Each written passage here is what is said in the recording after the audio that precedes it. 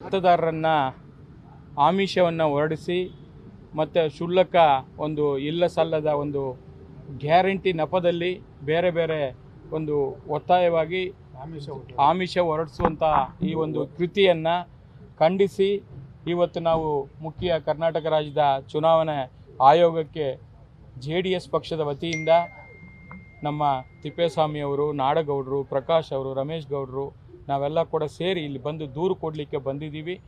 ಇವತ್ತು ಏನು ಗ್ಯಾರಂಟಿ ಅಂತ ಹೇಳಿಕೊಂಡು ಹಿಂದಿನ ಅಸೆಂಬ್ಲಿ ಚುನಾವಣೆಯಲ್ಲಿ ಯಾವ ಥರ ಒಂದು ಕುತಂತ್ರವನ್ನು ಕಾಂಗ್ರೆಸ್ ಪಕ್ಷ ನಡೆಸ್ತೋ ಮತದಾರರನ್ನ ಹೋಲಿಕೆ ಮಾಡಲಿಕ್ಕೋಸ್ಕರ ಇಲ್ಲ ಸಲ್ಲದ ಒಂದು ಆಮಿಷಗಳನ್ನು ಹೊರಡಿಸಿದ್ರು, ಅದೇ ರೀತಿಯಲ್ಲಿ ಈಗ ಒಂದು 2-3 ದಿವಸಗಳಿಂದ ಪ್ರತಿ ಕ್ಷೇತ್ರದಲ್ಲಿ ಕೂಡ 28 ಪಾರ್ಲಿಮೆಂಟ್ ಕ್ಷೇತ್ರಗಳಲ್ಲಿ ಕೂಡ ಕಾಂಗ್ರೆಸ್ ಪಕ್ಷ ತನ್ನ ನಡವಳಿಕೆಗಳನ್ನು ಮುಂದುವರಿಸ್ತಾ ಇದೆ. ಅದನ್ನು ನಾವು ವಿತ್ ಪ್ರೂಫು ಅದನ್ನು ನಾವು ತಂದಿದ್ದೀವಿ. ಆಗಲೇ ಮತದಾರರಿಗೆ ಅವರು ಏನು ಸೈನ್ ಮಾಡಿ ಕೊಡ್ತಾ ಇದ್ದಾರೆ, ಅದು ಗ್ಯಾರಂಟಿ ವೌಚರ್ ಥರ ಅದನ್ನು ಎಲ್ಲೋ ಒಂದು ಕಡೆ ಹೋಗಿ ಖರೀದಿ ಮಾಡ್ಕೊಳ್ಳಿ.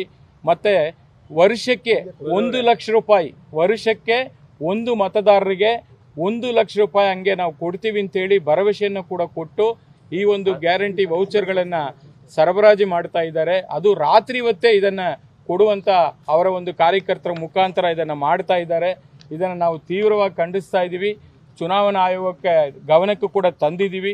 ಅವರು ಕೂಡ ಇದರ ವಿರುದ್ಧವಾಗಿ ಕ್ರಮವನ್ನು ತೆಗೆದುಕೋತೀವಿ. ಯಾರೇ ಹಿಂಗೆ ಮಾಡಿದ್ರು ಕೂಡ FIRನ ಹಾಕ್ತೀವಿ, ತಕ್ಷಣ ಕ್ರಮ ತಗೋತೀವಿ ಅಂತೇಳಿ ನಮಗೆ ಭರವಸೆಯನ್ನು ಕೊಟ್ಟಿದ್ದಾರೆ.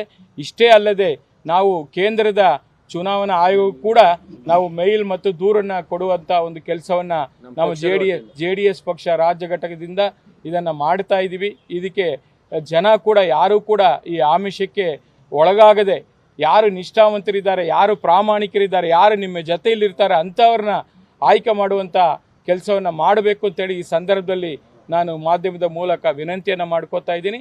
ಜೊತೆಗೆ ಚುನಾವಣಾ ಆಯೋಗ ಕೂಡ ಅದನ್ನು ಸರಿಯಾದ ರೀತಿಯಲ್ಲಿ ಕ್ರಮ ತಗೊಳ್ಳೋ ಒಂದು ವಿಶ್ವಾಸದಿಂದ ನಾವು ಈ ದೂರನ್ನು ಇವತ್ತು ಸಲ್ಲಿಸಿದ್ದೇವೆ. ನ್ಯೂಸ್ ಫಸ್ಟ್ ನಿರ್ಭೀತಿಯಿಂದ ನಿಮ್ಮ ಪರವಾಗಿ.